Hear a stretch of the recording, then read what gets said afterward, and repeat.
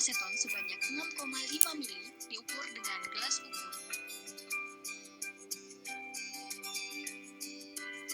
Mengukur 5 ml Aquades dengan gelas ukur. Masukkan 6,5 ml aseton dan 5 ml Aquades ke dalam Erlenmeyer. Kocok dan goyang Erlenmeyer.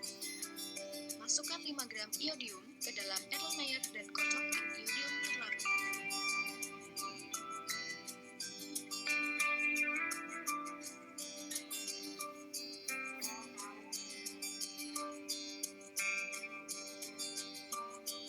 Mengukur 125 ml Aquades dengan gelas ukur.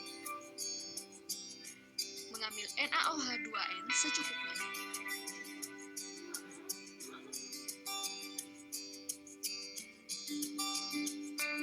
Menambahkan NaOH2n sedikit demi sedikit ke dalam Erlenmeyer menggunakan pipet tetes sambil digoyangkan.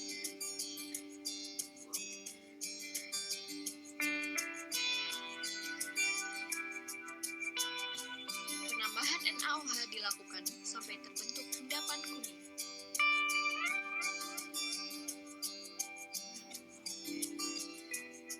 Dan pastikan penambahan NaOH tidak berlebihan serta hati-hati.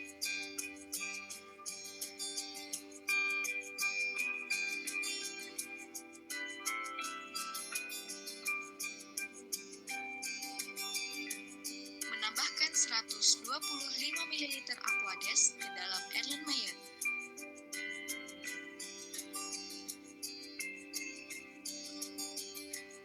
Menyaring endapan iodoform dengan corong Buchner.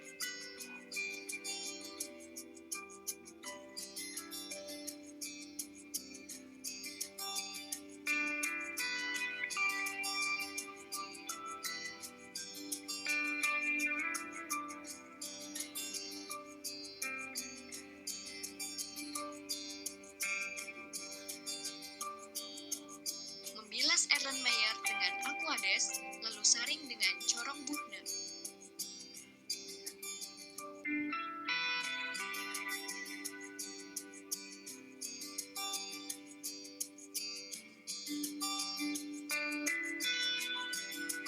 Melakukan penyaringan berulang apabila terdapat endapan yang lolos di labu hisap.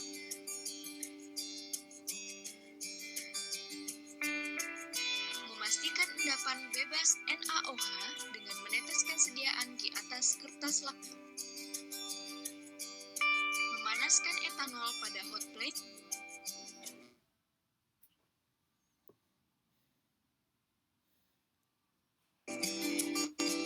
Memasukkan endapan yang sudah disaring ke dalam Erlenmeyer.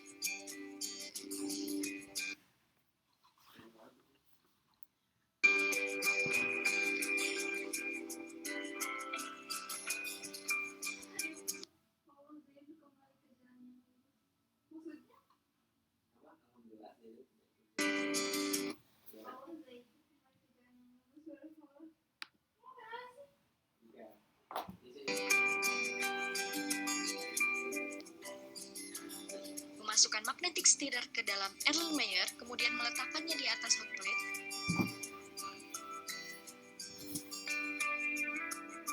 Dan mengatur kecepatan dari magnetic stirrer.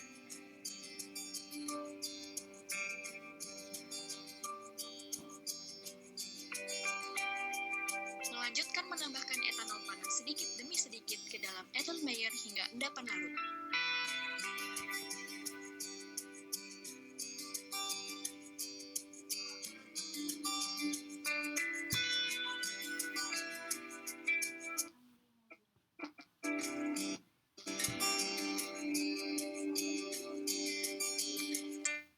Ke dalam Erlenmeyer.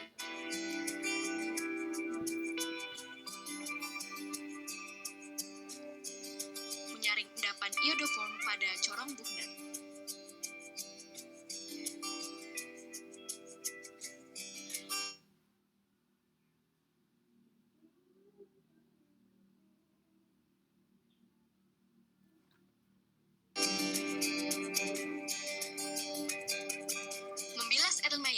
Aquades, kemudian saring dengan corong Buchner.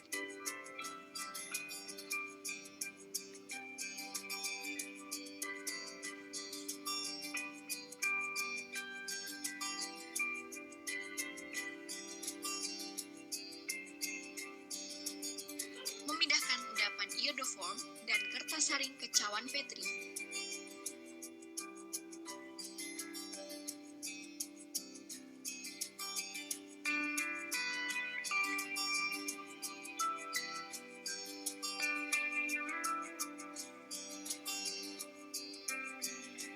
Masukkan cawan Petri yang berisi endapan iodoform ke dalam oven.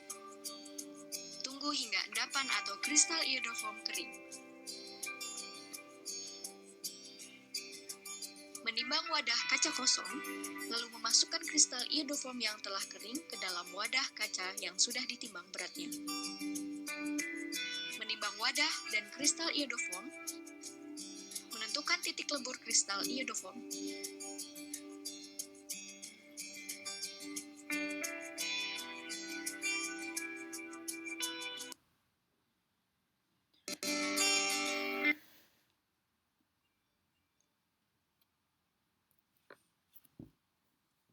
Baik, terima kasih banyak ya untuk kedua kelompok, dua-duanya sama bagusnya ya, sama bagusnya.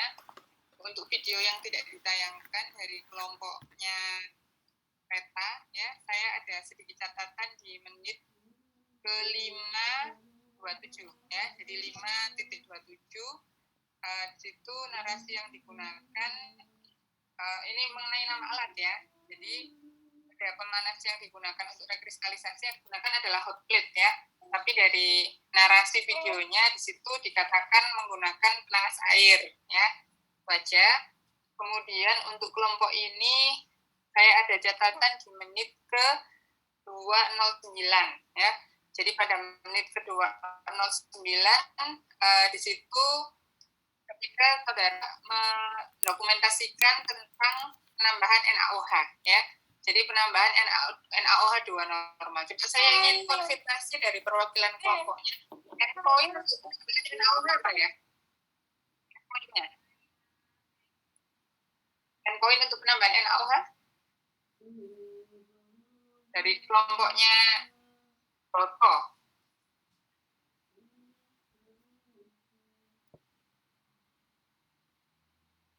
Salah satu anggota kelompoknya, silakan dijawab. Saya konfirmasi.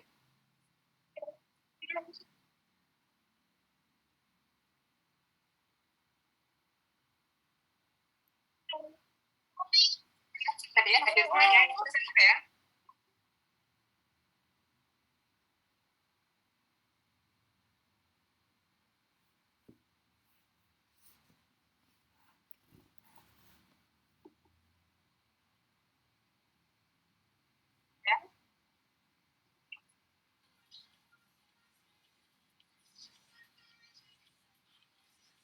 Ya, halo. Ada respon ya? Oke. Saya absen dulu kalau gitu ya. Ini kelas B, coba Broto, Agung Laksono, Dena, dan Agda ada? Ada, Bu. Hadir, Bu. Ya. Silakan dijawab konfirmasinya. Endpoint penambahan NaOH-nya apa ya?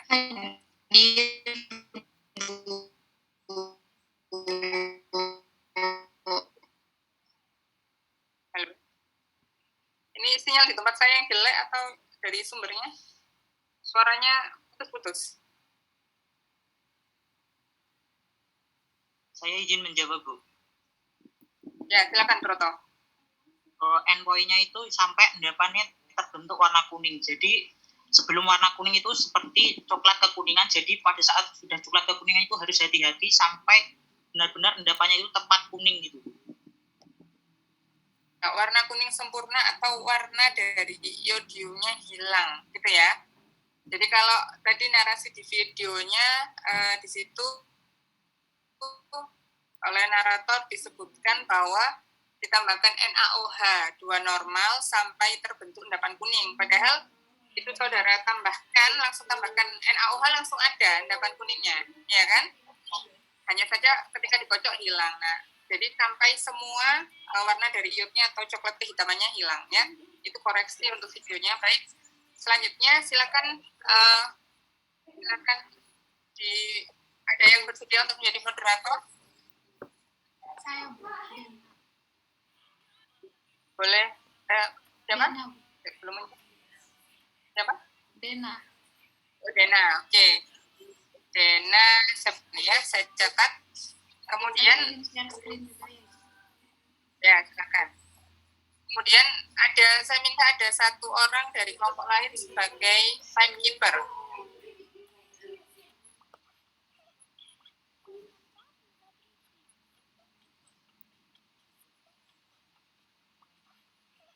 Ada timekeeper siapa?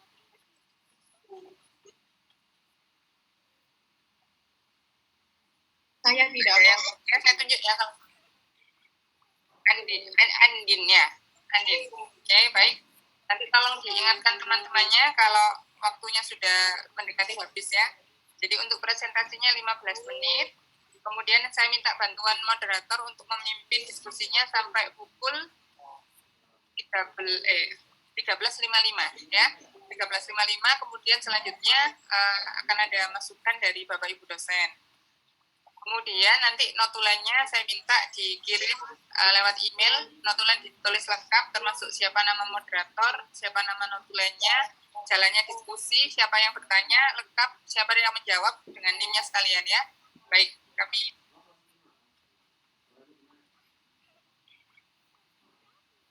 ya baik, saya mulai Ibu. Assalamualaikum warahmatullahi wabarakatuh. Selamat siang Bu Olis dan Ibu Bapak dosen sekalian dan juga teman-teman kelas B. Di sini kami dari kelompok Preparat 6 atau Preparat Iodoform akan memaparkan hasil diskusi dan praktikum kami mengenai Preparat Iodoform.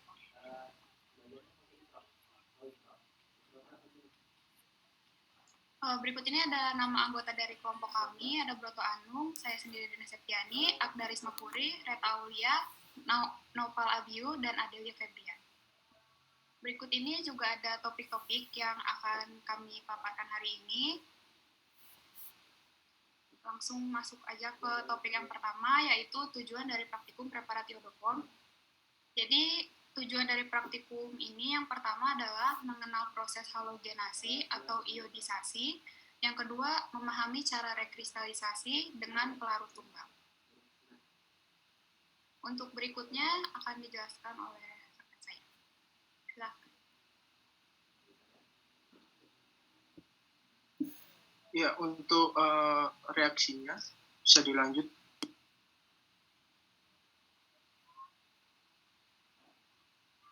Ya, ini berikut adalah reaksi dalam pembentukan kristal iodoform. Jadi di sini ada aseton dan iodium sebagai bahan utama dari pembentukan kristal iodoform. Lalu digunakan NaOH sebagai katalis yang menghasilkan kristal iodoform yang merupakan hasil utama. Lalu ada natrium asetat dan natrium iodida dan air sebagai hasil sampingannya. Lanjut. Untuk mekanisme reaksinya, di sini reaksi halogenasi alfa dalam pembentukan iodoform ini hanya dapat terjadi pada senyawa aldehid ataupun keton yang memiliki gugus metil karbonil. Reaksi ini menggunakan NaOH tadi sebagai katalis yang mendonorkan ion hidroksida untuk menarik atom H dari metil yang memiliki ikatan lebih lemah. Lalu ikatan lebih kuatnya ini membentuk H2O yang kemudian terlepas sehingga terbentuklah ion enolat dan mengakibatkan asetaldehid kehilangan atom H dan menjadi ion yang tidak stabil.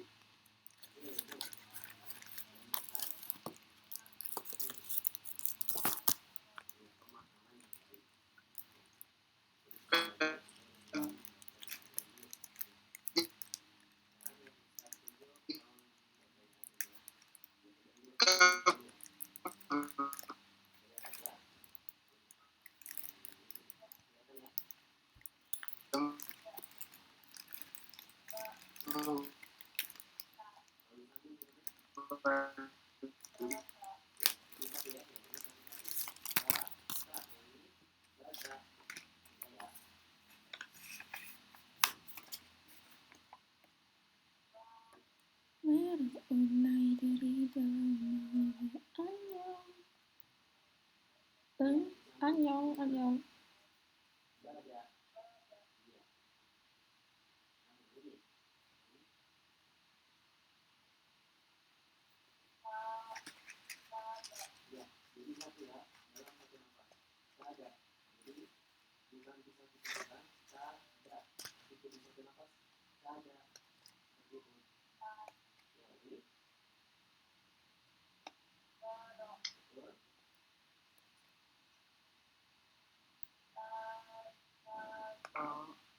Apakah suara saya terdengar?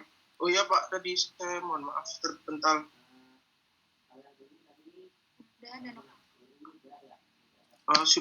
Sudah bisa tersambung kembali. Ya, Bu Kolis kelihatannya terpental juga.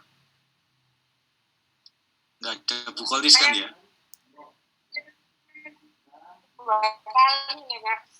Iya, ini Bu Kolis sudah kembali. Saya putus-putus, saya hilang Bu Kolis.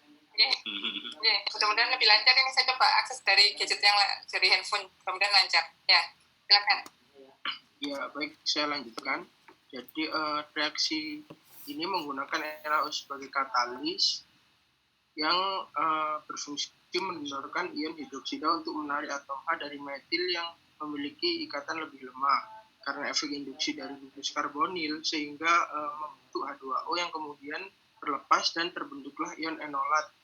Hal ini mengakibatkan asetaldehid kehilangan atom H dan menjadi ion yang tidak stabil. Ketika bertemu dengan I2, ion tersebut secara cepat bereaksi dengan imin membentuk aldehid yang terhalogenasi alfa di mana sebelumnya terlebih dahulu membentuk karbanion. Hal ini terjadi terus-menerus hingga ketiga atom H yang terikat pada metil karbonil tersubstitusi oleh atom I hingga membentuk Ci3CHO. Lanjut. Untuk reaksi substitusi nukleofiliknya ini, atom C akan berikatan dengan ion hidroksida, namun O, ikatan rangkap, akan mengalami penambahan elektron dari ikatan atom C karbonil, sehingga O memiliki muatan negatif yang mengakibatkan atom O menarik atom C untuk membentuk ikatan rangkap, dan ikatan C karbonil dan Ci3 putus karena elektron menggunakan C karbonil untuk mengikat Ci3 diberikan ke Ci3 sehingga Ci3 kelebihan elektron bersifat negatif dan tidak stabil. Karena ketidakstabilan Ci3 menarik atom H dari HCOOH dan terbentuklah suatu karboksilat anion HCOO- dan senyawa iodoform. Lanjut. Selanjutnya akan dilanjutkan oleh rekan saya. Selanjutnya topik sifat fisika kimia. Next. Nah, pertama ada etanol, di mana etanol ini cairan yang mudah menguap, jernih, tidak berwarna, bau khas, dan menyebabkan rasa terbakar pada lidah. Mudah menguap walaupun pada suhu rendah dan mendidih pada suhu 78 derajat Celcius, lalu mudah terbakar. Untuk larutannya sendiri dapat bercampur dengan air, praktis bercampur dengan semua pelarut organik. BM-nya 14,67, titik didihnya 78,15 derajat Celcius, dan titik lelehnya minus 112 derajat Celcius. Lalu ada iodoform, di mana iodoform sendiri merupakan bubuk kuning hingga kuning kehijauan atau padatan kristal dengan bau yang menyengat dan tidak menyenangkan. Larutannya larut dalam 1 gram iodoform larut dalam 60 ml alkohol dingin, 16 ml alkohol mendidih, 10 ml kloroform, 7,5 ml ether, 80 ml gliserol, 3 ml karbon disulfida, 34 ml minyak zaitun, bebasol dalam benzena, aseton, sedikit sol dalam ether, di air larut 100 mg per liter dalam suhu ruangan. BM-nya 393,72, titik lelehnya 119 derajat Celcius, dan titik didihnya 208 derajat Celcius. Next. Lalu ada iodium atau iodin yang merupakan keping atau granul, berat, hitam keabu-abuan, bau khas, berkilau seperti metal. Larutannya sangat suka larut dalam air, mudah larut dalam karbon disulfida, dalam kloroform, dalam karbon tetranal fenaldehida, dan dalam ether. Larut dalam etanol dan dalam larutan iodida, agak sukar larut dalam gliserin. BM-nya sendiri 253,80, titik didihnya 180 derajat Celcius, titik lelehnya 133,5 derajat Celcius. Lalu ada aseton yang merupakan cairan transparan, tidak berwarna, mudah menguap, bau khas, larutan netral terhadap rasa lakmus. Dapat bercampur dengan air, etanol, ether, kloroform, hampir semua minyak dan minyak mudah menguap. Berat molekulnya 58,08, titik lelehnya 94,3 derajat Celcius, dan didihnya 56,2 derajat Celcius. Next. Lalu ada NaOH, natrium hidroksida, yang merupakan massa leburan putih atau hampir putih, tersedia dalam pelet kecil, serpi, tongkat, dan bentuk atau bentuk lainnya. Keras dan rapuh dan menunjukkan fraktur kristal, natrium hidroksida sangat berpotensi menjadi cair dan pada paparan udara dengan cepat menyerap karbon dioksida dan air.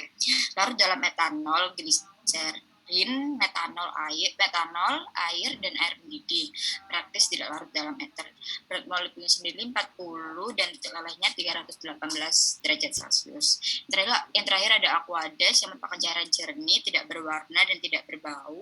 Berat molekulnya 18,02 dengan titik didih 100 derajat Celcius. Ini akan dijelaskan oleh saya. Yang kelima ini bagian alir. Yang pertama itu aseton ditambah air terlebih dahulu, terus digoyangkan. Hal ini itu untuk meningkatkan kelarutan dari iodium. Lalu dimasukkan iodiumnya, digoyangkan, lalu ditambahkan NaOH 2 normalitas itu secukupnya. Setelah dimasukkan itu NaOH-nya sedikit demi sedikit. Hal ini tuh untuk membuat nanti itu warnanya itu endapannya itu menjadi warna kuning. Setelah itu dicuci dengan aqueous, ditambahkan aqueous sejumlah 125 ml. Lalu disaring di saringan corong burner. Nah, setelah disaring di corong burner itu terdapat dua, yaitu mendapatkan endapan dari iodoform dan filtratnya sendiri. Untuk endapan iodoformnya nanti itu dicuci dengan air sampai bebas NaOH. Gimana sih caranya nanti itu untuk tahu kalau NaOH-nya itu kalau udah bebas NaOH nanti itu dipakai kertas lakmus. Nanti kalau kertas lakmusnya berwarna misalnya kertas lakmusnya itu warnanya merah. Nanti kalau masih merah berarti udah bebas NaOH. Lalu setelah dipastikan bahwa udah bebas NaOH lalu dikristalisasi. Next.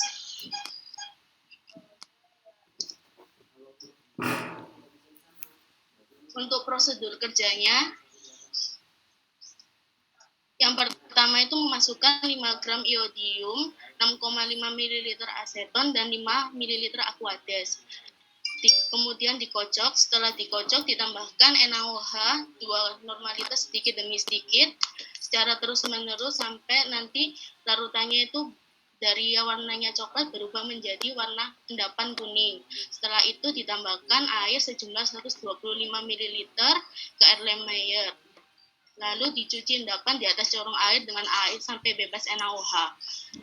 Next. Lalu cek tetesan tersebut dengan kertas lakmus. Setelah dicek tetesan tersebut, baru masukkan beberapa mili etanol panas ke dalam Erlenmeyer. Lalu hangatkan di atas pemanas listrik, aduk menggunakan magnetic stirrer. Lalu tambahkan etanol sedikit demi sedikit. Next. Setelah ditambahkan etanol nanti didiamkan selama 15 menit, lalu ditambahkan air sejumlah 12,5 ml. Lalu disaring lagi di corong burner. Setelah disaring, dicuci kristalnya itu dengan air. Lalu pindahkan kristal iodoformnya nanti itu dari kertas saring di cawan Petri, dimasukkan ke oven. Next. Setelah dimasukkan ke oven nanti kalau kristalnya sudah kering, nanti diambil. Setelah itu mengambil sedikit dari kristalnya tadi itu untuk diukur titik leburnya. Lalu masukkan kristal iodoform ke dalam wadah dan ditimbang berat akhirnya. Next.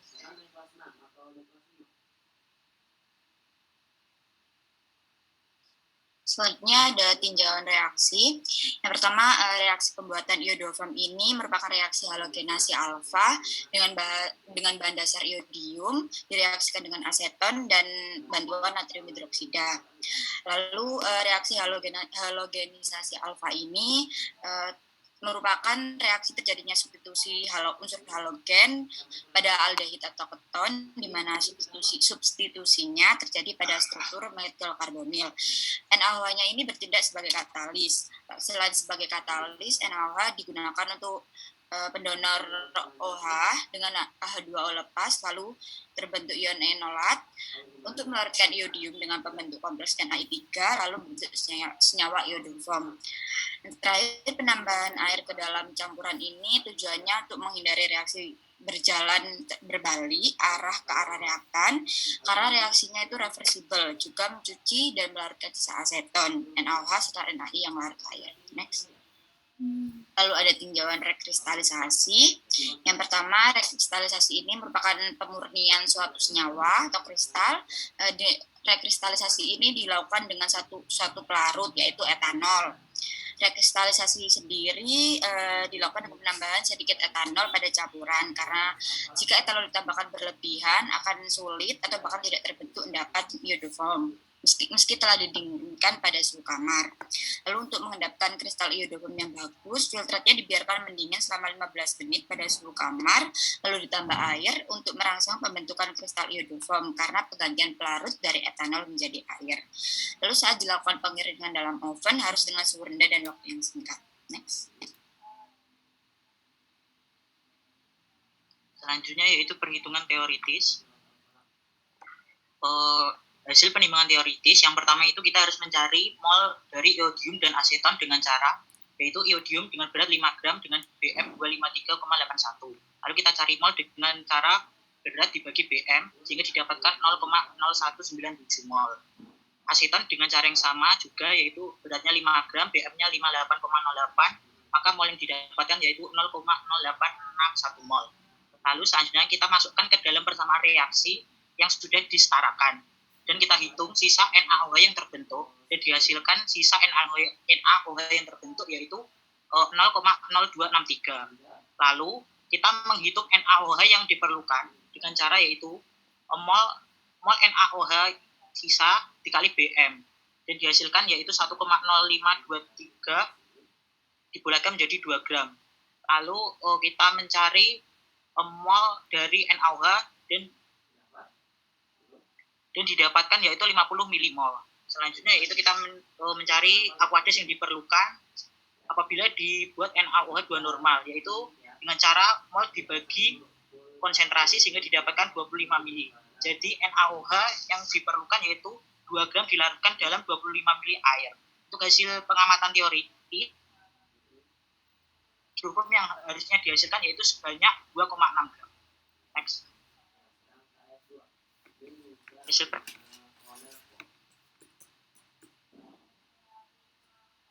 Untuk kelompok 1 yaitu didapatkan berat zat bersih yaitu sebanyak 1,68 gram. Untuk persentase hasilnya yaitu 64,62%, dan untuk pengamatan titik lebur dengan 2 replikasi dengan jarak lebur rata-rata yaitu 118 sampai 120,5 derajat Celcius. Next. Untuk kelompok 2, untuk beratnya yaitu 0,5278 gram, untuk persentase hasil yaitu 20,30%, dan untuk jarak lebur rata-rata yaitu 119, sampai 121 derajat Celcius. Next. Selanjutnya adalah pembahasan. Next. Reaksi iodoform itu adalah reaksi haloform yang merupakan suatu reaksi yang spesifik untuk gugus metil keton dengan syarat prinsip dari reaksi pembentukan iodoform itu adalah berdasarkan reaksi halogenasi alfa, yaitu dimulai dengan pembentukan atom radikal bebas dari halogen. Dalam prosesnya akan terjadi substitusi unsur halogen pada aldehida atau keton, di mana reaksi ini dilakukan dalam suasana basah dengan menggunakan NaOH sebagai katalisnya. Penambahan NaOH dilakukan sedikit demi sedikit karena apabila penambahan NaOH-nya berlebih, maka iodoform yang terbentuk dapat larut kembali karena reaksi ini bersifat reversibel atau bolak-balik. Pada praktikum ini dilakukan penambahan 125 ml aqueous dengan tujuan penambahannya yaitu agar iodoform tidak terus bereaksi dengan NaOH. Next.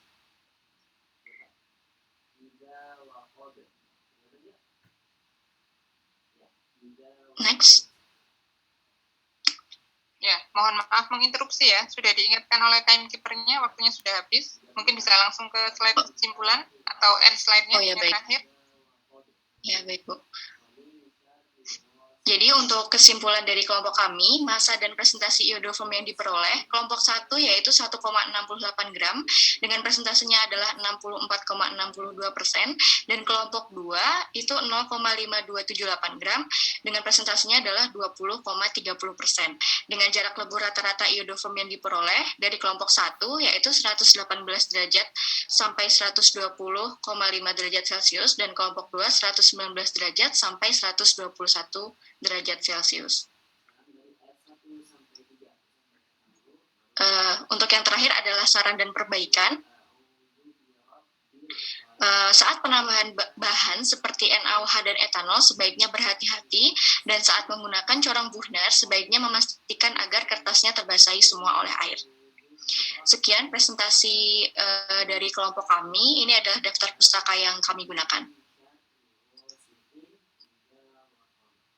Baik, terima kasih untuk teman-teman kelompok iodoform semua.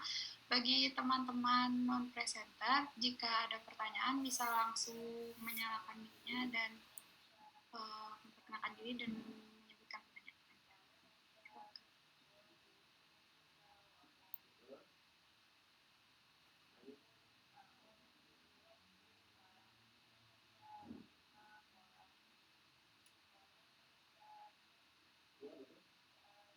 Permisi, saya izin bertanya.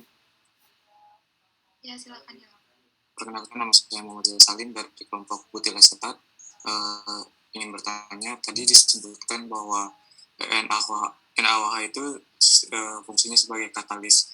Pada sintesis kali ini, selain katalis itu, fungsi dari NaOH apa ya? Terima kasih. Apa ada yang lain? Apa ada yang lain fungsinya?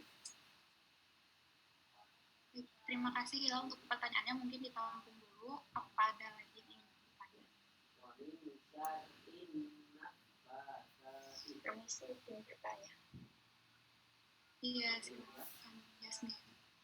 Iya, jadi saya Yasmin ingin bertanya mengenai NaOH tadi, penambahan NaOH yang perlahan itu, kan itu ada tujuannya ya, biar endapannya itu nggak larut lagi.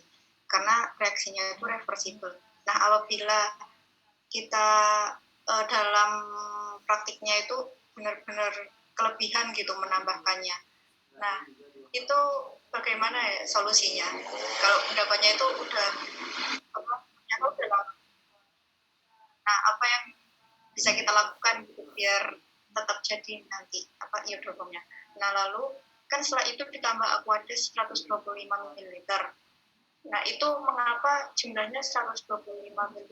Kalau misalnya lebih itu bagaimana? Apa tidak boleh atau bagaimana? Terima kasih. Terima kasih Yasmin untuk pertanyaannya. Mungkin satu lagi jika teman-teman ada yang ingin bertanya.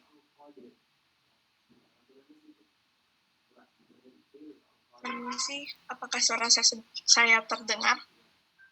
Terdengar. Biasa. Iya. Permisi, saya Desa dari kelompok Astetanilida. Ingin bertanya, tadi di videonya kalau tidak salah itu ada dinarasikan ada menggunakan magnetic stirrer. Nah, saya ingin bertanya untuk kecepatan menggunakan magnetic stirrernya itu berapa ya waktu kalian praktikum? Sama kalau misalnya apakah berpengaruh untuk kecepatannya itu atau memang bebas untuk penentuan kecepatan dari magnetic stirrernya? Terus ini juga tadi di videonya itu ada ini kan ya, ada part yang endapannya itu ada yang lolos kan. Nah, waktu kalian praktikum itu kira-kira penyebab dari dia bisa lolosnya itu apa ya waktu praktikum? Untuk endapannya itu bisa lolos seperti itu. Terima kasih. Terima kasih Krisna untuk jawabannya. Untuk dari kelompok kami izin untuk berdiskusi terlebih dahulu. Permisi, saya izin menjawab pertanyaan dari Hilal. Dalam reaksi ini NaOH, apakah ada fungsi lain sebagai katalis? Jawabannya yaitu ada. Kalau menurut saya ada dua fungsi lain NaOH selain sebagai katalis, yang pertama itu sebagai pemicu terbentuknya ion inolat. Karena NaOH dalam reaksi ini berfungsi untuk mendonorkan ion hidroksidanya untuk berikatan dengan atom hidrogen dari metil karbonat, sehingga akan membentuk H2O yang kemudian lepas sehingga terbentuklah ion inolat. Selain itu ada satu fungsi lagi, yaitu NaOH ini sebagai untuk membantu meningkatkan kelarutan iodium, karena seperti yang kita ketahui bahwa kelarutan iodium ini dalam aseton dan air itu sangat kecil, sehingga dalam penambahan NaOH dapat meningkatkan kelarutan iodium dengan cara membentuk ion kompleks NaI3. Mungkin seperti itu. Terima kasih.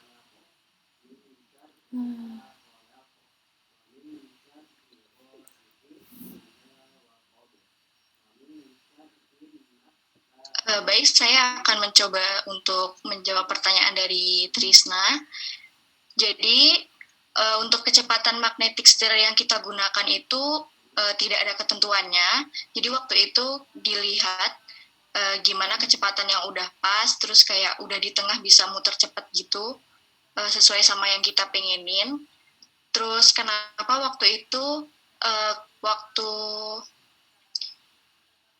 penyaringan pakai corong Buchner-nya itu bisa lolos, karena harusnya waktu pertama kali pakai corong Buchner-nya langsung dituangin gitu aja di atas kertas saringnya, jadi kemungkinan buat lolosnya itu besar. Jadi kita harus mengulang menyaring pakai corong Buchner-nya 2 kali, begitu. Apakah sudah bisa menjawab? Mau memastikan berarti untuk yang ini ya, untuk yang magnetic stirrarnya itu sesuai dengan keinginannya kita, apakah dia berputar di tengah atau enggak gitu ya. Terus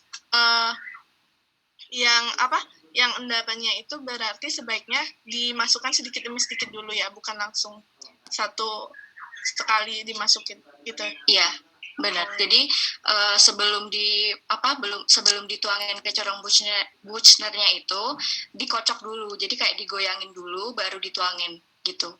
Kita itu cepet-cepet waktu itu karena endapannya itu tertinggal di bawah dan kita belum kocok. Jadi kayak kita tuh cepet-cepet gitu biar endapannya bisa ikut ke saring di corong Buchner-nya. Oke, terima kasih.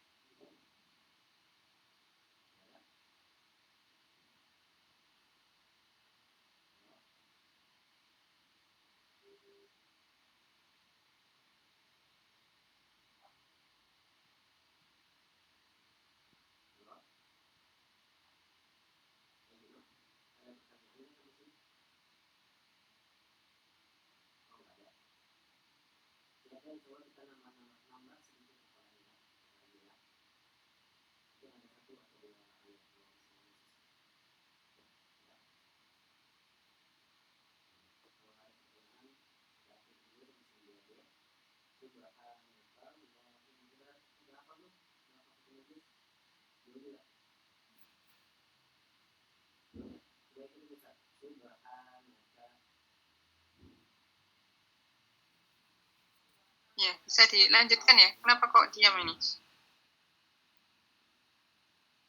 Jadi ada 3 pertanyaan dari Hilal, Desa, dan Yasmin. Untuk pertanyaan Hilal dan Desa sudah terjawab. Lalu untuk pertanyaan Yasmin, mungkin dari teman-teman ada yang ingin menjawab.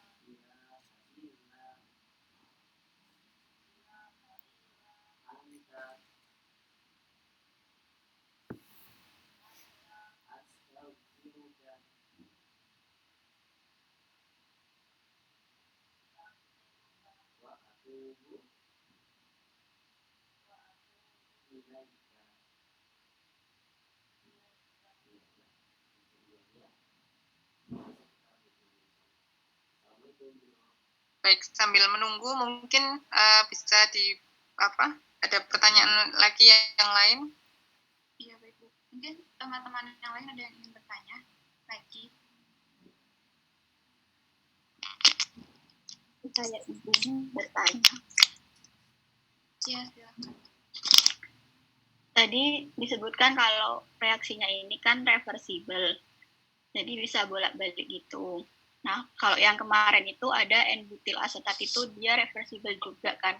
Terus cara nanganinnya itu ditambahkan atau dilebihkan gitu reaktannya.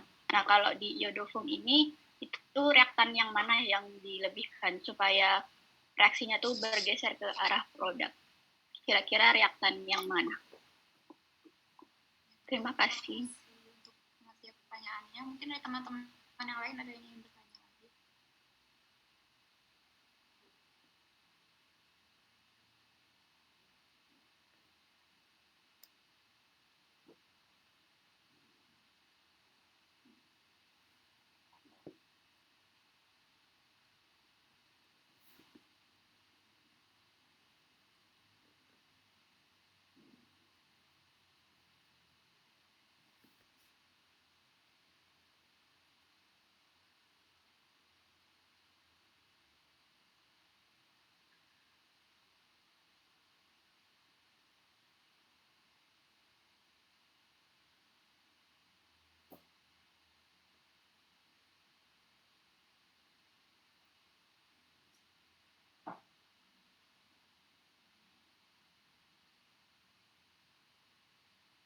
Ayo, saudara, ini ya yang aktif ya. Ini sedikit ini, pertanyaannya masih sedikit ini. Saya masih sedikit kasih nilai ini. Ayo, silakan bertanya. Misi saya Risma dari kelompok vinyl asetat ingin bertanya. Ya. Ya, permisi. Apakah suara saya terdengar? Ya, sudah terdengar dengan jelas. Silakan. Ya, baik Bu. Terima kasih. Jadi, kalau misalnya di pemerian itu kan iodoform itu bubuk sama atau kristal. Nah, memang ketika dilihat saat praktikum itu ada yang terbentuk bubuk, ada yang kristal. Nah, kira-kira faktor apa yang bikin nantinya itu jadi bubuk dan faktor mana yang mengarah nanti terbentuknya jadi kristal gitu. Terima kasih.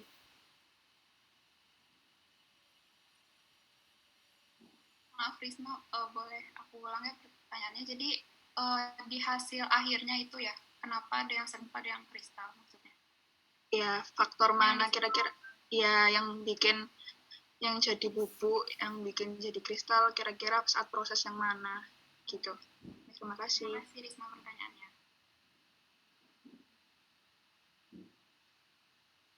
Permisi, apakah masih bisa bertanya? Boleh Dinda mungkin ditampung dulu. Silahkan. Mau bertanya, masih belum paham itu apakah di dalam sintesis iodoform sendiri itu bisa menggunakan cara lain atau bahan lain selain menggunakan iodium? Kalau emang ada itu bahannya kira-kira apa ya? Terima kasih Dinda untuk pertanyaannya. Mungkin segitu dulu pertanyaannya. Dari teman-teman iodoform mungkin ada yang ingin menjawab pertanyaan yang belum terjawab dari Amartia, Risma, dan Yasmin.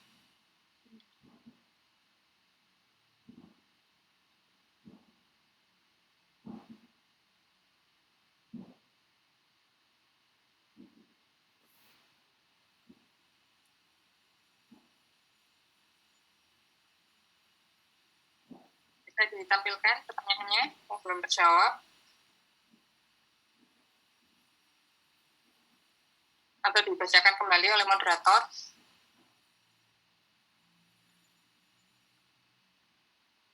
Baik Bu, untuk pertanyaan yang belum terjawab itu ada pertanyaan dari Yasmin, ada 2 pertanyaan.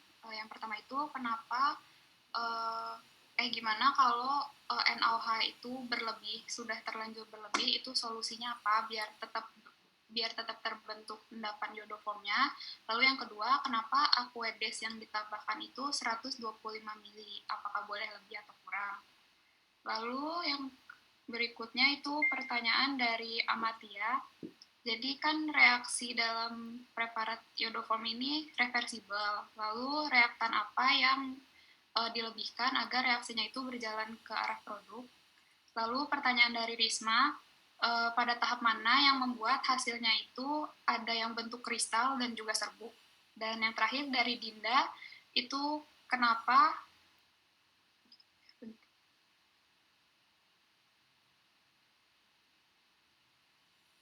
Ya, dilanjutkan mungkin. Atau mungkin paling enak ditampilkan ya.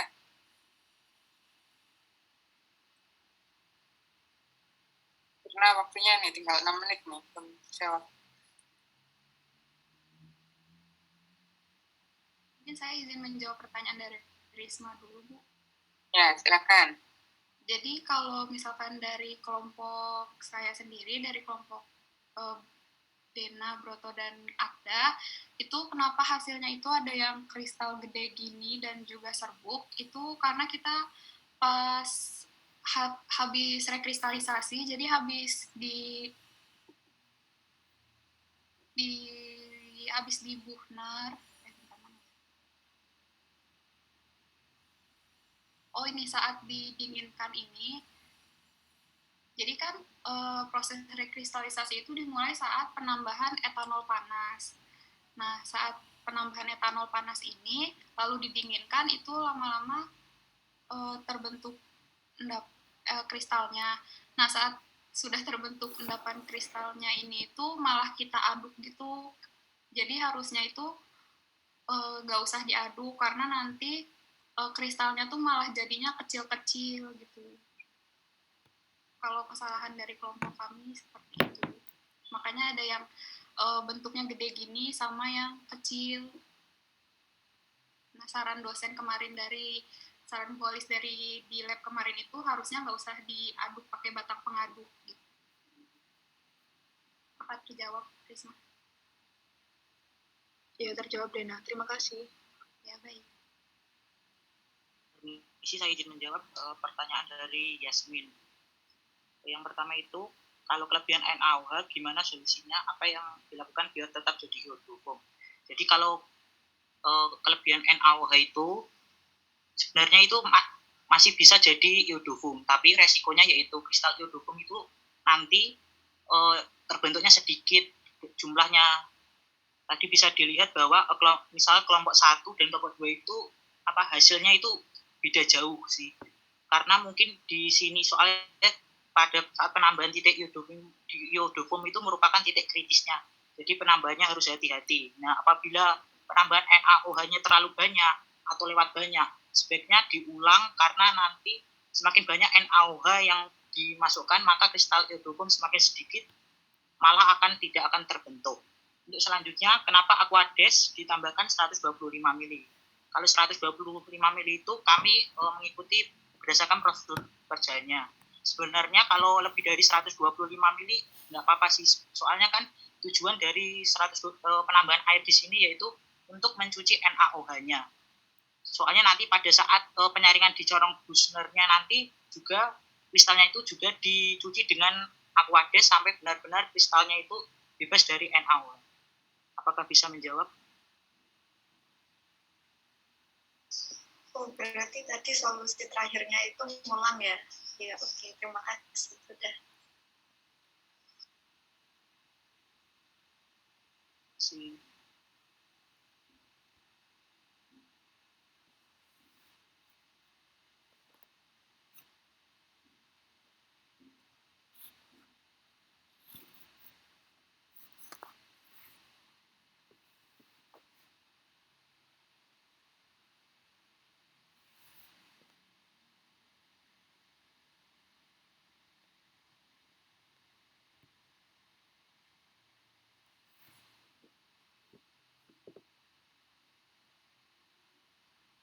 Ya, ada yang belum terjawab tadi. Ini saya rasa tidak terlalu sulit, pertanyaannya tidak terlalu sulit, tapi belum terjawab ya.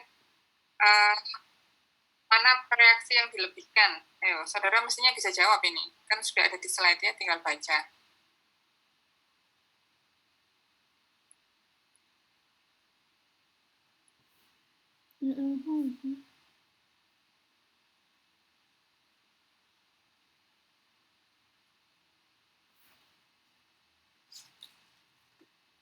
Ada di slide 27 coba. Slide 27. meskipun ada yang perlu dibetulkan, tapi di slide 27 itu bisa menjawab pertanyaan itu.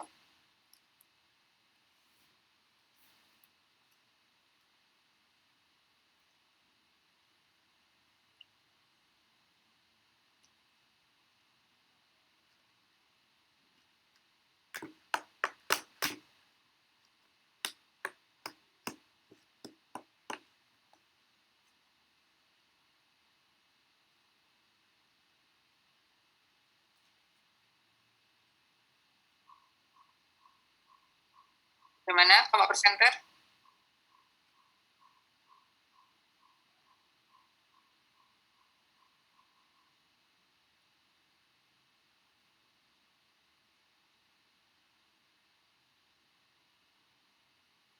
Ini jawabannya ada di sini, ya. Bisa dijelaskan barangkali ke temannya yang bertanya.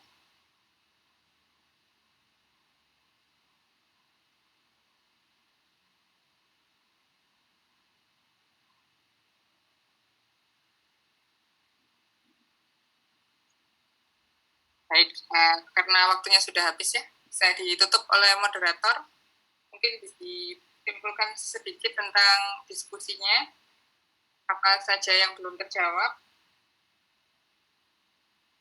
Ya, baik, karena waktunya sudah habis, jadi ada 2 pertanyaan yang belum terjawab, yaitu dari Amartya, reaktan apa yang dilebihkan agar reaksi bergeser ke arah produk, dan juga pertanyaan dari Dinda, itu bahan apa yang bisa digunakan dalam pembentukan kristal iodoform selain menggunakan iodium.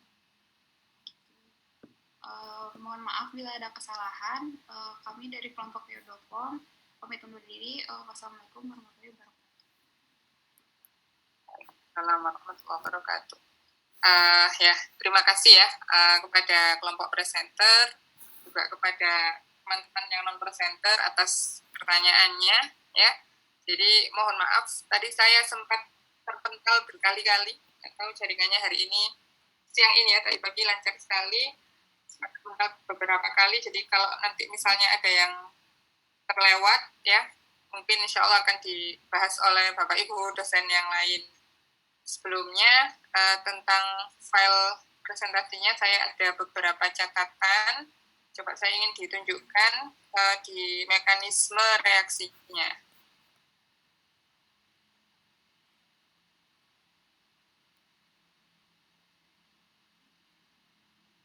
Ya, bisa dibesarkan sedikit. Ya, nah, yang pertama sebenarnya gambarnya sudah bagus ya, cuma ada sedikit catatan. Kalau misalnya saudara gambar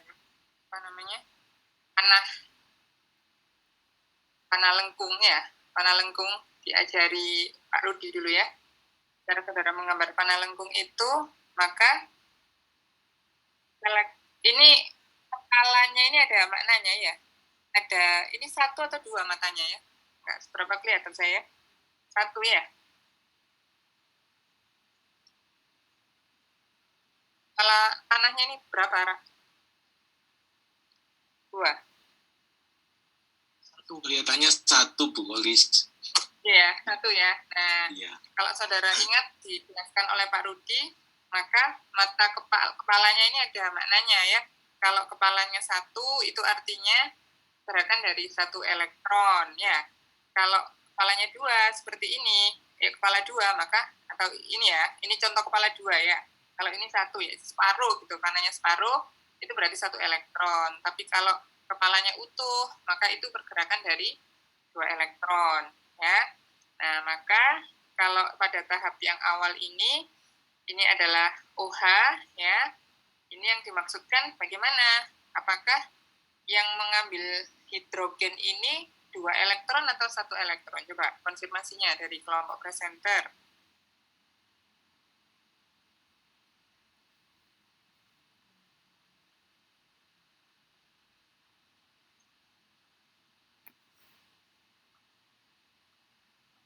Bagaimana? Saudara kan gampang, tinggal jawab 1 atau 2.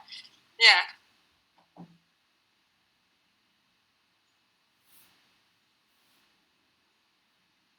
nggak apa-apa ya, salah nggak apa-apa ya, kita kan belajar bersama ya, 2 ya. Nah, maka ini diganti ya. Kemudian berikutnya, saya juga ingat dulu saya juga diajari Pak Rudi, ketika kita istilahnya asal usul panah ini bersumber dari mana ya. Gerakan panah itu dari elektronnya ya. Nah, maka di gambar yang ini, maka ini bukan dari hidrogennya, tapi elektron ini kan. Nah, jadi awal mulanya harusnya dari sini ya, dari sini. Oke. Kemudian, nah tadi pada bagian ini senternya menyebutkan bahwa bentuk enolat. Nah, sebenarnya saudara tahu apa itu enolat?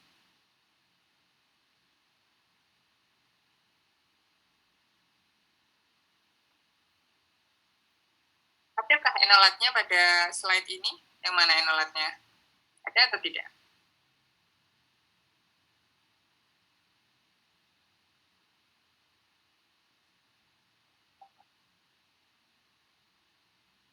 Ya, karena terbatas waktunya untuk ini mepet ya, jadi pada slide ini tidak ada enolatnya. Ya, saudara tidak menggambar enolatnya. Jadi kalau saudara ingat kuliah di Kimia Organik 1, nanti bisa saudara cek kembali topik alkohol dan fenol. Maka di sana yang namanya enol itu adalah gugus OH yang terikat pada CsP2 atau alkena ya. Enolat itu bisa automerik dengan keto, jadi ada bentuk keto, bentuk enol ya. Di gambar saudara ini nggak ada ya. Kalau enolat itu adalah enol yang kehilangan 1 hidrogen. Tuh. Kemudian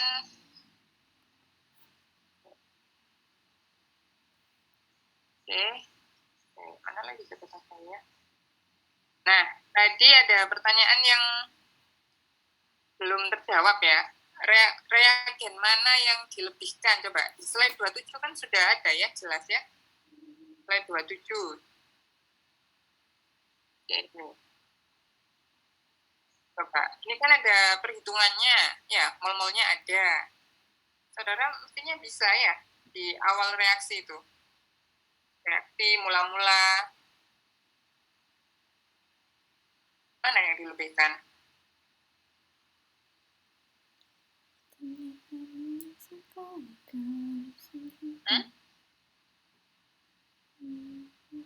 Halo? Katanya berlebih. NaOH-nya? NaOH di situ reagen juga kan ya?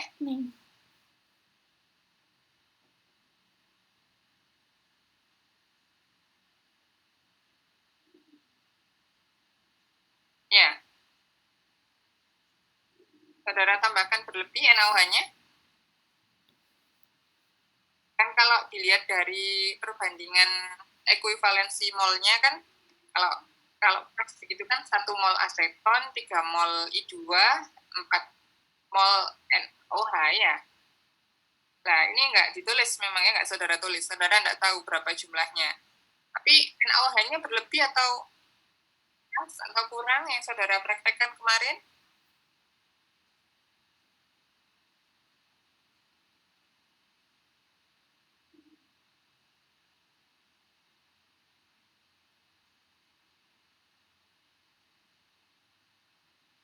Ya, bagaimana kelompok praktikan? Sudah dikerjakan kan?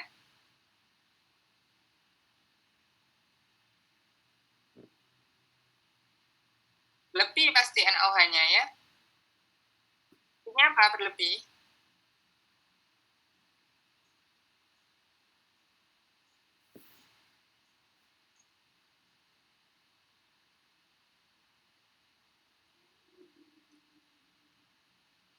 Ada prosedurnya bagaimana? Kan suara saya terdengar, jadi khawatir ini nggak kedengaran suaranya ya. Sinyal lancar ini sudah sinyalnya. Bagaimana kelompok presenter?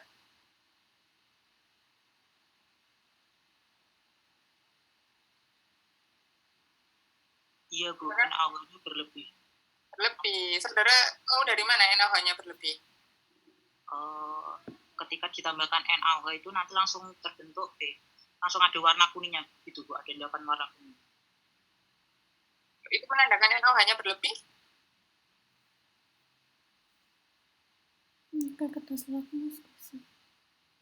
Enggak ya, saudara kan melakukan pencucian dengan air ya. Saudara cuci dengan air sampai apa? Bebas NaOH. Iya, berarti kan NaOH yang saudara tambahkan di awal sebelum saudara melakukan berbagai treatment itu, sebelum saudara melakukan workout kan NaOH-nya berlebih ya. Jadi artinya NaOH yang saudara tambahkan itu lebih dari ekuivalensi dari lebih dari yang seharusnya begitu ya. Nah, cuma karena memang saudara tidak tahu berapa yang ditambahkan, saudara tidak bisa menghitung ya, tidak bisa menghitung di sini. Oke. Kemudian kalau misalnya NaOH-nya kelebihan, bagaimana?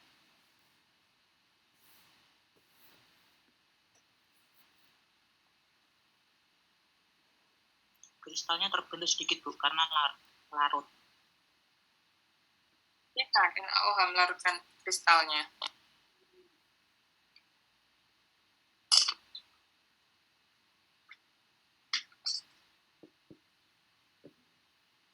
Hanya larutkan atau jadi reaksi berikutnya?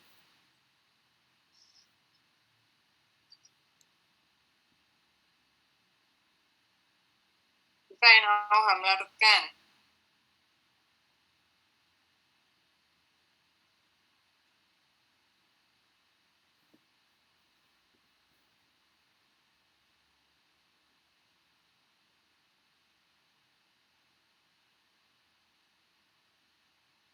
Ya.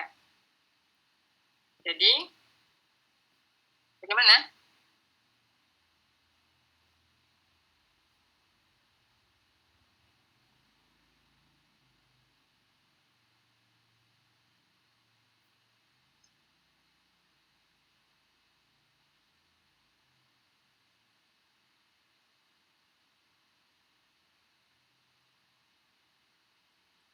Mungkin terjadi reaksi berikutnya ya Bu?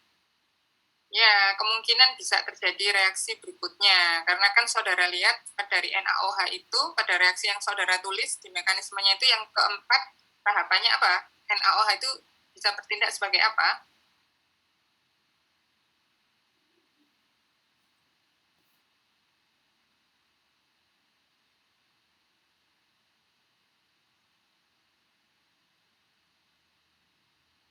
Nah, itu NaOH bisa bertindak sebagai apa di situ?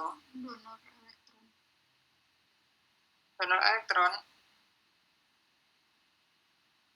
Dia bisa bertindak sebagai nukleofil, ya kan?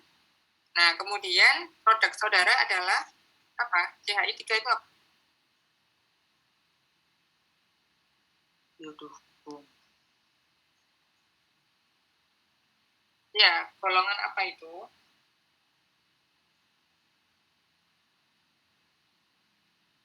Ya,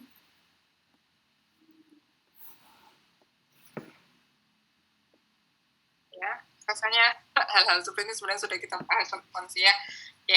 Nah, ini bisa terjadi reaksi substitusi lanjutan ya. Jadi OH akan bertindak sebagai nukleofil, kemudian dia bisa menyerang iodofumnya ya. Nah, maka kemungkinan bisa jadi nanti iodofumnya akan kurang lebih banyak gitu ya, karena I-nya bisa lepas sebagai gugus pergi ya. Oke. Kemudian jadi nanti yang harus saudara perbaiki ya ketika menulis makalahnya, yang pertama di mekanisme reaksinya ya. Jadi pada mekanisme reaksi cara menggambarnya bisa diperbaiki. Kemudian juga di situ saudara belum, jadi saudara yang enolat gitu, tapi nggak ada sebenarnya di mekanisme saudara. Kemudian yang lain saya rasa ya pokoknya semua hasil diskusinya ini nanti notulensinya tolong dikirim lewat email ya. Baik, masih ada sisa waktu beberapa menit. Mohon barangkali ada masukan dari Bapak Ibu dosen yang lain, kami persilakan. Ayakah Bu Walis? Monggo Pak Yogi. Monggo. Ya, saya nambahin sedikit aja. Bu Walis sudah menjelaskan dengan baik saya kira. Saya hanya menggarisbawahi bahwa apa yang disampaikan itu harus sinkron dengan apa yang ditayangkan gitu ya. Kalau Anda mengatakan reaksinya misalnya halogenasi alfa, pembentukan iodoform ini menggunakan reaksi halogenasi alfa gitu ya, itu ya harus sinkron. Apa bisa reaksi halogenasi alfa menghasilkan iodoform? Saya kira nggak bisa ya. Halogenasi alfa itu akan menghasilkan 1,1,1 triodo aseton, ya kan? Kemudian reaksi berikutnya baru akan menghasilkan iodoform, gitu ya. Terus kemudian belum dibahas juga mengapa substitusi alfa yang pertama, kedua dan ketiga itu kok terjadi pada atom C yang sama. Ya, yang sebelahnya kok tidak. Nah, itu belum pernah dibahas ya. Yang pagi tidak membahas, yang sekarang juga tidak ya. Jadi kan bisa ditayangkan kembali mungkin mekanismenya tadi supaya maksud pertanyaan yang saya omongkannya itu ya. Nah, ini oke. Mengapa yang kedua ini ya kok ngambilnya H yang itu kok bukan H yang ini gitu ya. Demikian juga yang ketiga ya. Itu Anda mesti paham ya. Oke. Kalau sudah terjadi satu H diambil kok berikutnya pada C yang itu juga, yang H yang itu juga ya yang diambil gitu. Terus tadi Bu Wali sudah menjelaskan ya bahwa di sini peran dari gugus karbonil ini nggak kelihatan gitu ya. Padahal itu penting, kalau tidak ada karbonilnya reaksi ini nggak bisa jalan. Ya. Nah, untuk itu Anda harus menunjukkan adanya enolat itu tadi. Ya. Nah, ini kan kalau Anda menggambar panah begini tadi sudah Bu Koli sudah menjelaskan ini ke sini terus ini ke sini, ini harus ke sini. Ya. Dengan begitu peran karbonil itu kelihatan. Ya. Terus di sini ada enolat itu N itu kan dari alkena, terus ol-nya dari alkohol ya, enol asalnya, terus enolnya kehilangan proton jadi enolat ya, terus di sini ini minus ya. Nah terus berikutnya di PEB ini kembali ke sini, terus ikatan ini akan ke sini ya.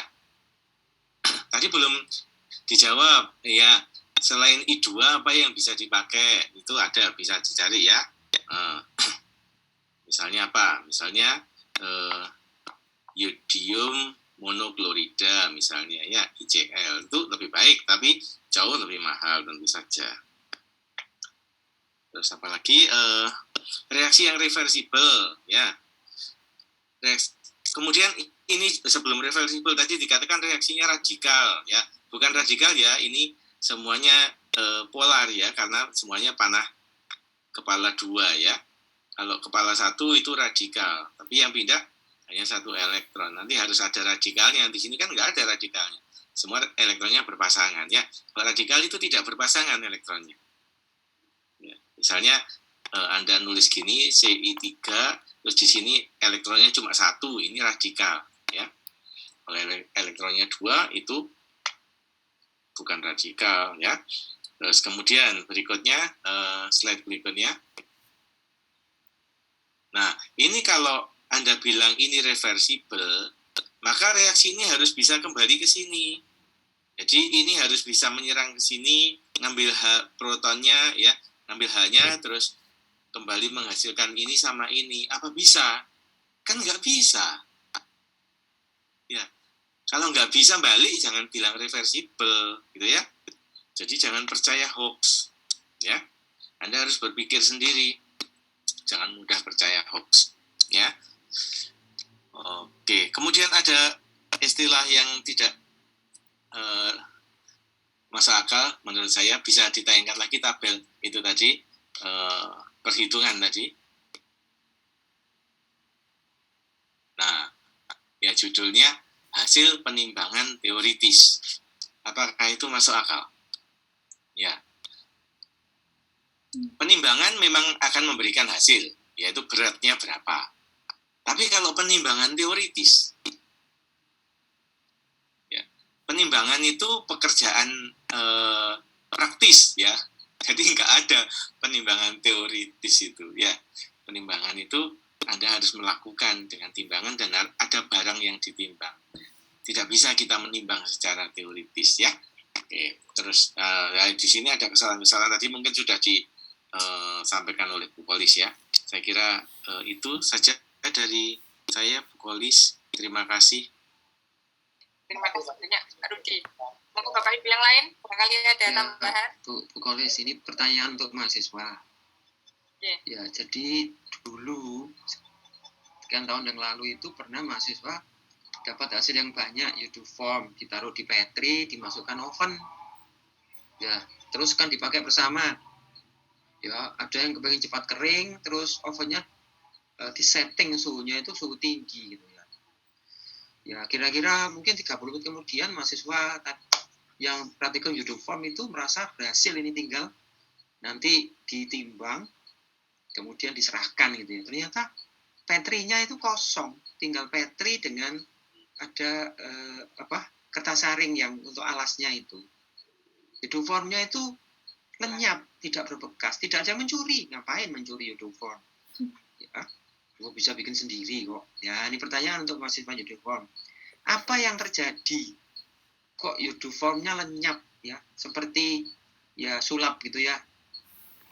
Ya, bim salah bim ya. Abrakadabra. Pak siapa itu yang pakai topi tinggi itu ya? Tukang sulap itu ya, hilang. Apa kira-kira yang terjadi? Ya, apa yang terjadi? Caranya menguap. Menguap?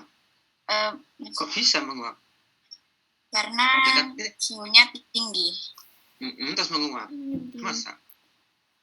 Kan sebelum padatan itu kan tidak langsung menguap. Padatan melebur jadi cair. Kemudian cairan dipanasi jadi uap kan gitu. Anda tulis di PowerPoint itu berapa titik leburnya? Tinggi kan? Ayo dilihat lagi.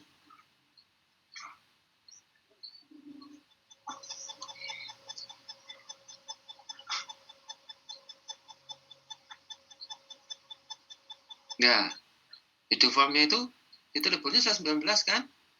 Titik didihnya 218, tinggi itu. Tapi kenapa kok bisa hilang? Yo, jawab. Ya. Anda ngukur form berapa titik leburnya? Pengamatan. Tuh, hasil praktikum berapa?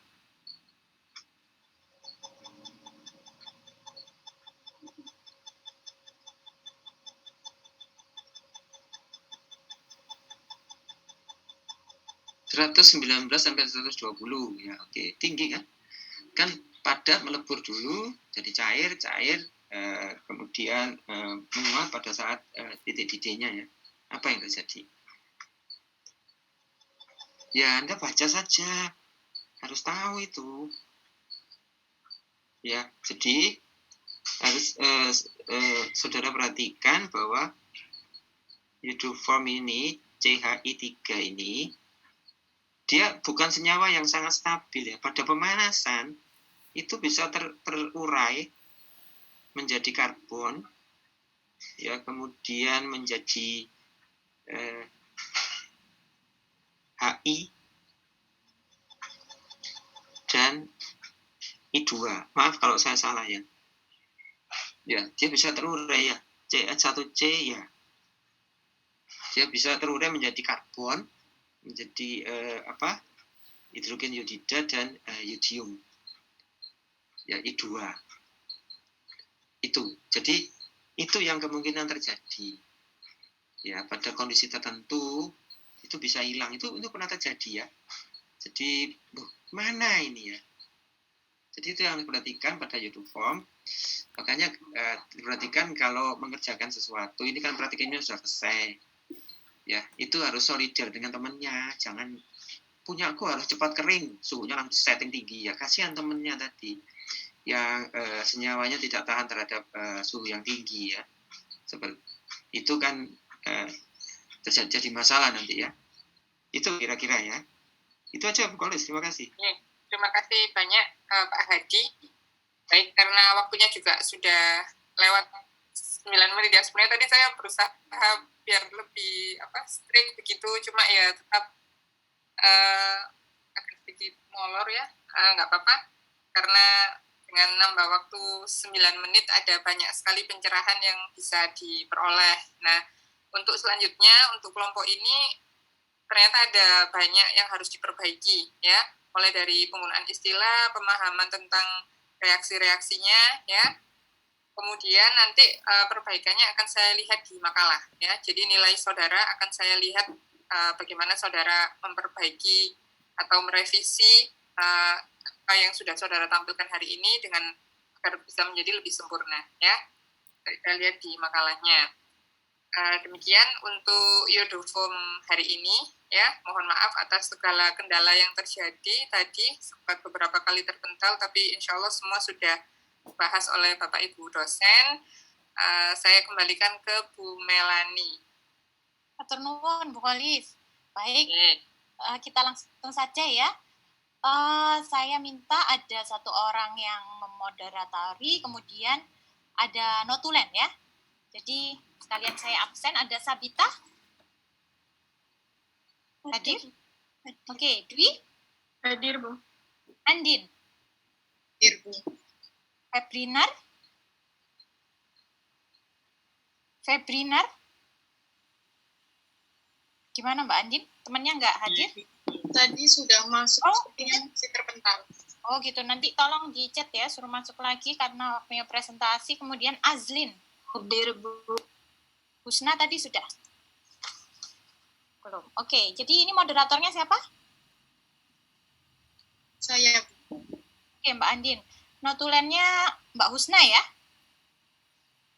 Atau ada volunteer dari kelompok APMS ini?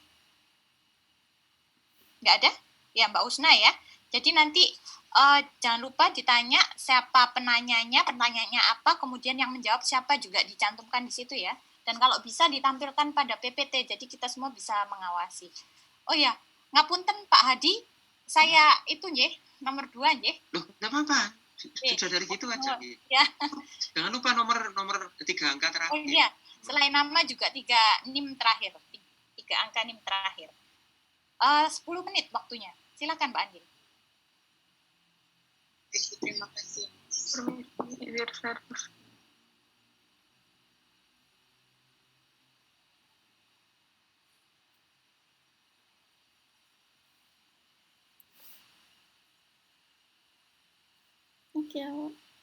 Baik, Assalamualaikum warahmatullahi wabarakatuh. Selamat siang.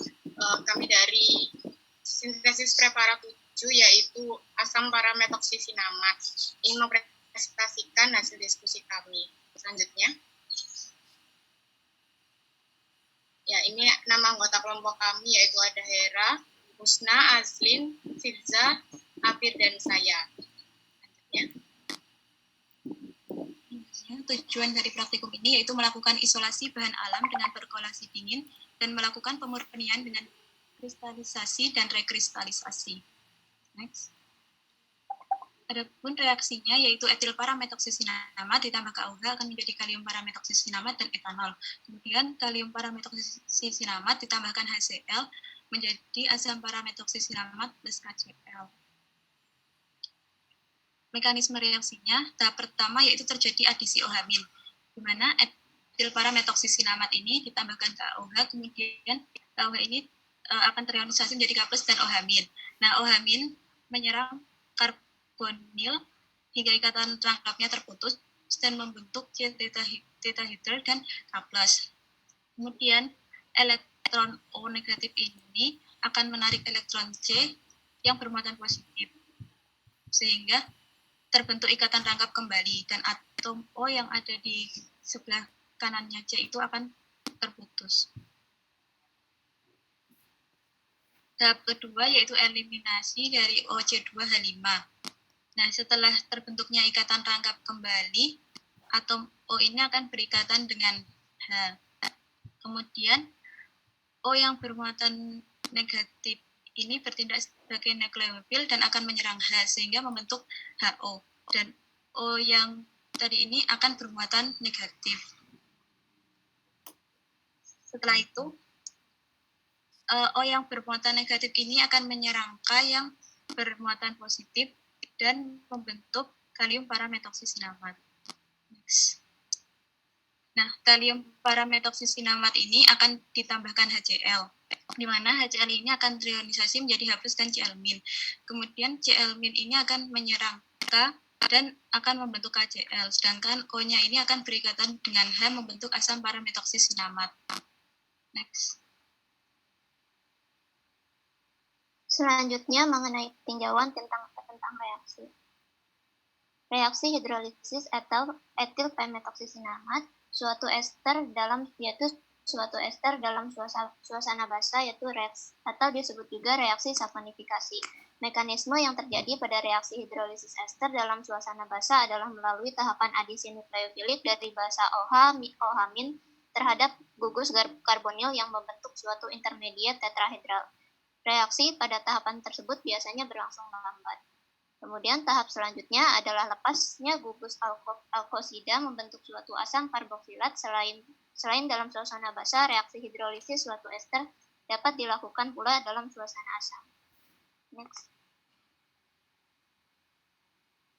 Kemudian tinjauan tentang ekstraksi. Etil parametoksinamaat diambil dari rimpang kencur dengan cara ekstraksi. Tujuan dari proses ekstraksi berkaitan dengan praktikum ini adalah untuk mengisolasi kandungan senyawa bahan alam dari tanaman. Ditinjau dari kontak antara pelarut dengan bahan induk. Ekstraksi ada dua macam, yaitu ekstraksi kontinu dan diskontinu. Pada ekstraksi kontinu, pelarut mengekstraksi dapat dipakai berulang-ulang dengan cara sirkulasi. Pada ekstraksi diskontinu, pelarut selalu diganti pada setiap satu tahap ekstraksi terlampaui dan tidak memerlukan panas selama prosesnya, sehingga dapat dilaksanakan untuk senyawa-senyawa termolabil atau mudah menguap. Dalam macam ekstraksi diskontinu adalah meserasi dan perkolasi. Dalam praktikum ini kita menggunakan teknik perkolasi yang dilakukan untuk mengekstraksi bahan-bahan alam yang sudah diserbuk dan dikeringkan dengan merendamnya dalam pelarut yang sesuai selama beberapa waktu, lalu ekstraknya diteteskan dari perkolator. Next. Kemudian tinjauan tentang rekristalisasi. Prinsip rekristalisasi adalah melarutkan senyawa dengan pelarut yang sesuai di dekat titik didih pelarut lalu didinginkan untuk membentuk kembali kristal. Syarat utama pelarut yang digunakan adalah melarutkan senyawa pada titik didih pelarut tetapi sedikit atau sama sekali tidak melarutkan senyawa pada suhu kamar dan tidak bereaksi dengan senyawa. Pelarut campuran digunakan apabila tidak ada pelarut tunggal yang benar-benar sesuai untuk senyawa tersebut. Syarat pelarut campuran adalah satu pelarut harus dapat melarutkan senyawa sedangkan pelarut yang lain sama sekali tidak dapat melarutkan dan kedua pelarut harus saling campur. Next.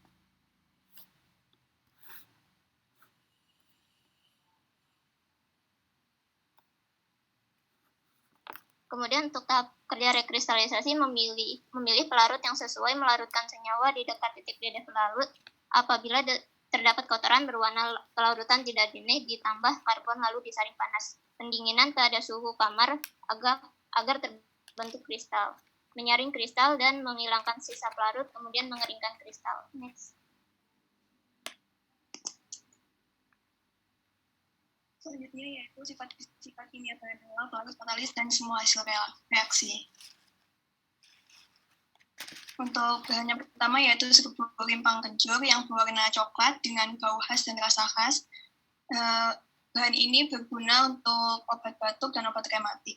Kemudian ada bahan etanol 96%, yaitu cairan mudah menguap, jernih, tidak berwarna, dan bau khas.